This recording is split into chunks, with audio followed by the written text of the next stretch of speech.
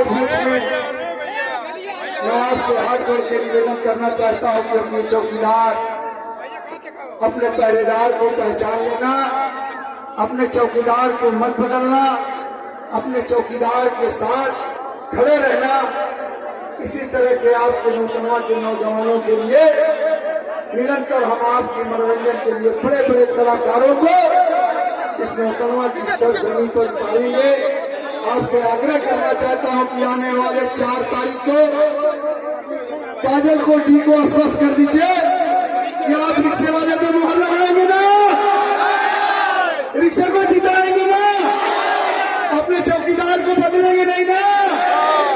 तो आपसे हाथ जोड़ के निवेदन है कि आने वाले 4 तारीख को अपना कीमती वोट रिक्शे पे दे दीजिए, जिससे हमारा रिक्शा विकास की ओर, तरक्की की ओर, भाईचारे की ओर हमेशा आगे बढ़ता रहे। इन्हीं शब्दों के साथ मैं चाहूंगा कि नाला खान आपके बीच में 2 शब्द कहें, उसके बाद काजल जी का कार्यक्रम प्रस्तुति कराया जाएगा।